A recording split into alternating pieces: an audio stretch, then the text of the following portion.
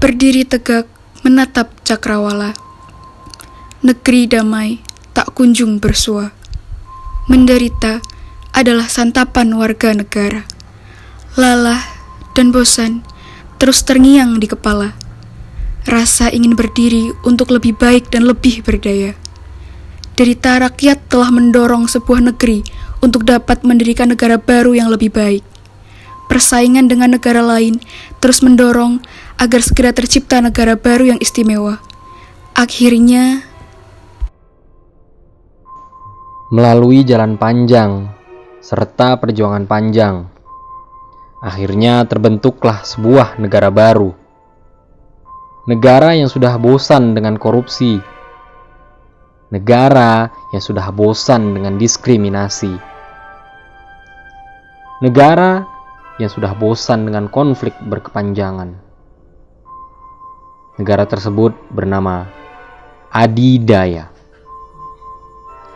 Kesepakatan terbentuk untuk kepentingan bersama, dengan harapan adil dan sejahtera untuk dapat bersaing dengan seluruh negara dunia, mampu berkolaborasi untuk kemajuan dan kesuksesan bersama. Harapan baru yang lebih dari sekedar kata-kata, tapi mampu mewujudkan rakyat yang jauh dari derita. Rakyat sejahtera, adil, sentosa. Negara Adidaya. Berikut adalah biodata negara Adidaya. Ini adalah lambang negara Adidaya, api bersudut, runcing 5 di atasnya. Seperti api yang siap membakar apapun di depannya demi sebuah kesuksesan dan kesejahteraan rakyat. 5 sudut runcing mencerminkan target negara untuk menjadi 5 besar kekuatan di dunia. Titik 2 api melambangkan sinergi kekuatan negara, yaitu rakyat dan pejabat negara. Warna merah dan kuning yang menyatu menandakan kolaborasi sebagai wujud persatuan.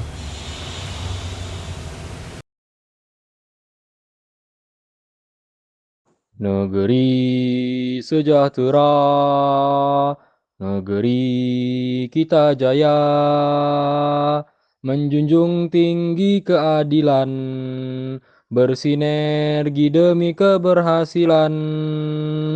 Semangat api tak pernah padam, Adidaya, Adidaya, Adidaya, jaya!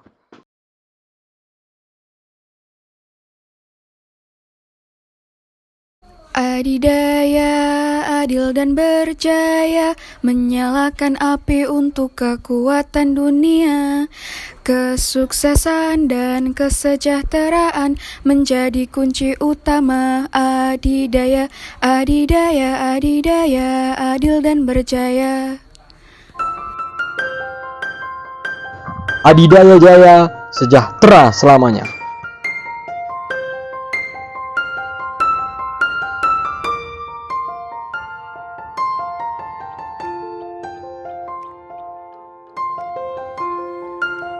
Bismillahirrahmanirrahim. Assalamualaikum warahmatullahi wabarakatuh.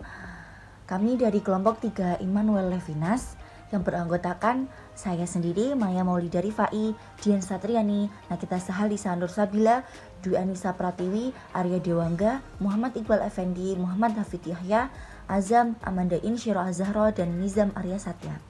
Yang pertama, pendahuluan. Alterasi budaya baru yang bersifat modern menuai banyak problematika. Di antaranya adalah eksploitasi manusia terhadap sesama, termasuk berbagai nilai kolonialisme, diskriminasi hingga perusakan alam. Filsuf postmodern kelahiran Kaunas, Immanuel Levinas menawarkan cara pandang baru di dalam diskursus filsafat kontemporer. Gagasan yang mencoba menatap yang lain sebagai dasar suatu metafisika, dan bahwasanya etika adalah dasar dari filsafat dan bukan dari metafisika. Kelompok kami akan merangkum pikiran biografi perjalanan singkat Immanuel Levinas. Biografi. Immanuel Levinas adalah seorang filsuf Prancis kontemporer pada abad ke-20. Lahir di Kaunas atau Kovno, Lituania 12 Januari tahun 1906, dan wafat pada 25 Desember tahun 1995 pada umur 89 tahun. Ia merupakan keturunan Yahudi. Ia menempuh pendidikan di University of Strasbourg, Prancis, mempelajari filsafat dengan bimbingan Blondel dan Maurits Pradins pada tahun 1923. Tahun 1930, ia memperoleh kewarganegaraan Prancis. Selanjutnya, saya akan menjelaskan teori tanggung jawab Levinas. Menurut Levinas, praktik tentang teori tanggung jawab yang benar adalah bertanggung jawab untuk yang lain, atau dikatakan mempersoalkan kebebasan dan otonomi diriku, kehadiran dan tatapan yang lain menggangguku, dan juga gangguan itu membuat aku tidak nyaman dengan diriku sendiri. Bahkan ketidaknyamanan ini membuatku tidak tenang dan juga tidak dapat tidur. Levinas menyebut fenomena tidak dapat tidur tersebut disebut dengan insomnia, yaitu di mana keadaan yang membuat tidak tenang dengan kehadiran-kehadiran yang lain.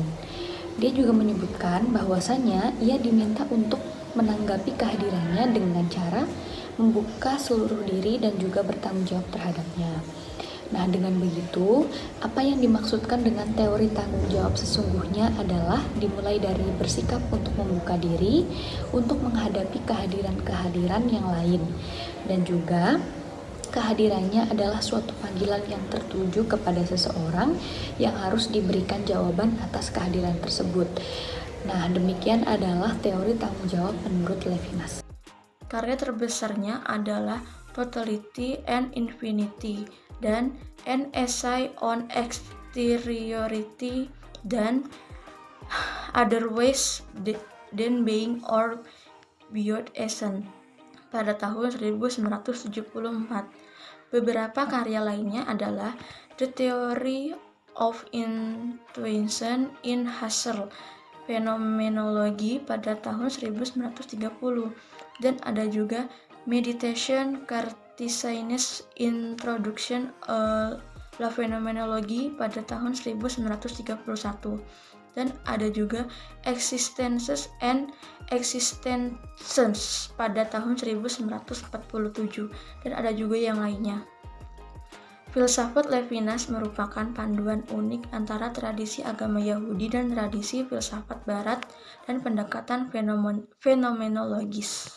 Pemikiran filosofis Levinas mempunyai 3 sumber utama, yaitu yang pertama inspirasi dari tradisi Yahudi, yang kedua seluruh sejarah filsafat Barat, dan yang ketiga pendekatan fenomenologis. Levinas pernah menjadi bagian dari anggota tentara Prancis pada masa Perang Dunia II dan sempat ditangkap oleh Nazi. Pengalaman selama ia di penjara dan melihat pembantaian orang-orang Yahudi mempengaruhi filsafat Levinas di kemudian hari. Pemikiran Levinas dipengaruhi oleh Edmund Husserl, Martin Heidegger, Fyodor Dostoyevsky, dan filsuf besar semacam Immanuel Kant dan Henry Louis Bergson. Pemikiran Levinas yang terkenal adalah hubungan asimetris antar manusia, tentang transendensi, dan tentang fenomenologi. Salah satu filsuf besar yang merasa berhutang budi pada Levinas yaitu Jean-Paul Sartre. Menurut Immanuel Kant, ego menjadi pusat dari segala-galanya. Ego bukan sekedar sumber dari cogito atau aku berpikir, tapi juga berpusat dan akhir dari dunia. Ego menjadi sumber segala arti, makna, dan nilai. Ego menjadi penentu bahwa segala sesuatu itu bermakna, bernilai, dan berarti atau tidak. Konsekuensinya, ego menjadi penentu dari esensi dan eksistensi segala sesuatu yang ada. Ego menjadi pusat dan landasan dari segala sesuatu. Di hadapan yang lain, ia dituntut memberikan suatu jawaban. Namun jawaban yang dimaksudkan Levinas di sini bukan jawaban verbal. Di depan yang ia tampil sebagai wajah, satu-satunya jawaban yang harus dia berikan adalah tanggung jawab. Levinas menunjukkan bahwa pengalaman lisan manusia adalah pertemuan dengan orang lain. Dalam pertemuan ini kita sadar bahwa kita langsung bertanggung jawab total atas keselamatannya. Langsung dalam arti tanggung jawab itu membebani kita untuk mendahului komunikasi eksplisit kita dengan orang itu. Metafisika di sini adalah pemikiran yang membuka diri untuk yang lain. Inti fokus analitis dalam tulisan Levinas tertuju pada hubungan kedekatan antar manusia dengan orang lain. Subjektivitas dipahami dalam pengertian etika. Simpul dari subjektif itu sendiri dipertautkan dalam etika yang dipahami sebagai pertanggungjawaban. Akhirnya, pertanggungjawaban itu dideskripsikan sebagai struktur subjektivitas esensial, primer, dan juga fundamental. Bagi Levinas, etikalah yang menjadi penyusun filsafat pertama, namun hubungan pertanggungjawaban etika yang menyusun keberadaan manusia. Levinas menjadi buntung ketika solidaritas meluas melampaui interaksi tatap muka, dan setelah lebih dari 2 orang, maka hubungan etika berubah menjadi politis. Tugas kritis etika filsafat pertama ialah berusaha menggoyahkan bentuk terwajarkan secara ontologis keberadaan di dunia ini dengan terus-menerus meningkatkan akan tanggung jawab etika fundamental kita kepada orang lain. Pengertian akan tanggung jawab etika kita kepada orang lain memberikan fondasi dan sumber daya untuk menentang dan melawan tatapan moral politik negara yang berlaku. Levinas juga mendeskripsikan tanggung jawab moral sebagai kewajiban yang tidak pernah usai untuk bersikap waspada dan berupaya. Oleh karena itu, bagi Levinas, etika lebih merupakan gangguan kritis bagi keberadaan kita dan gangguan kritis bagi kepuasan akan keberadaan kita, sehingga etika Levinas merupakan bentuk kritis yang Teori metafisika. Di mata Levinas, filsafat barat selama ini memandang adanya sesama manusia belum pernah dilihat dengan semestinya. Orang lain, bagi Levinas merupakan fenomena sui generis, suatu fenomen yang sama sekali unik. Orang lain bukan bagian dari totalitasku. Ia selalu tampak sebagai suatu eksterioritas, suatu kepadatan yang tak terselami. Orang lain bukanlah alter ego. Saya tidak dapat menjumpai orang lain dengan bertolak dari ego. Metafisika Levinas yang bertolak dari orang lain paling tidak memberi rangsangan baru dalam diskursus metafisika. Walau Levinas sendiri memberikan makna berbeda antara metafisika dan ontologi. Realitas ini membuka cakrawala baru yang unik. Lewat orang lain, saya tersandera olehnya dalam tanggung jawab total atas sesama. Emmanuel Levinas, oleh banyak pengamat filsafat abad ke-20, dianggap sebagai seorang filosof yang paling berpengaruh dalam bidang ilmu fenomenologi. Karena begitu banyaknya pandangan dari beliau dan begitu banyaknya kritik-kritik dari beliau, termasuk mengkritik gurunya atau pendahulunya, yaitu Heidegger. Nah, fenomenologi adalah salah satu bagian dari ilmu filsafat yang menjadi dasar sebelum filsafat itu terbentuk. Nah, kemudian barulah ia menjadi bagian dari filsafat tersebut. Nah, ia juga dikenal sebagai salah satu filosof yang produktif karena karyanya yang mencapai 164 buah. Itu yang tercatat.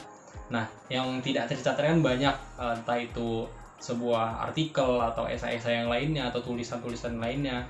Namun jika yang dicatat bukunya mencapai 164 buah dan itu terdiri dari banyak pandangan-pandangannya terhadap filsafat. Kemudian berbagai karya-karyanya juga mencerminkan bahwasannya Levinas memiliki jalan pikiran yang sulit, bahkan sangat sulit dimengerti. Hal ini disebabkan bahwasannya jalan pikiran Levinas yang orisinil. Selain itu, ia juga mengkritik sampai ke akar-akarnya, juga melepaskan cara yang berpikir yang lazim, sebagaimana diwariskan oleh dunia filsafat Yunani. Nah, Levinas ini juga terkenal dengan kritik-kritiknya terhadap pandangan-pandangan atau filosofi-filosofi dari filsafat barat. Nah, dia salah satu kritiknya adalah tentang bahwasannya orang-orang barat itu terlalu logis dalam memikirkan filsafat. Nah, dia ini menggunakan bahasa-bahasa yang menurut banyak orang juga, menurut para filosof-filosof yang lain juga sangat-sangat berat bahasa yang digunakannya, baik dalam buku maupun tulisan-tulisannya. Bukan hanya itu, hampir semua karya Levinas ditulis dalam bahasa Prancis. Nah, kemudian menurut Lanour, bahasa Prancis yang digunakannya juga cukup sulit. Seringkali Levinas menggunakan kata-kata yang kurang lazim untuk memberikan makna baru. Nah, ini tercermin dalam salah satu bukunya yang terkenal tentang teori filsafat ya. udah bahasa Prancis itu sulit, terus dipakainya lagi bahasa-bahasa Prancis yang jarang didengar. Nah, itulah yang kemudian menjadikan banyak penerjemah sedikit kesulitan dalam menerjemahkan karya-karya de Levinas. Sekian dari kelompok 3, kelompok filsafat dan etika komunikasi, mengusung tokoh Emmanuel Levinas. Sekian, terima kasih. Assalamualaikum warahmatullahi wabarakatuh.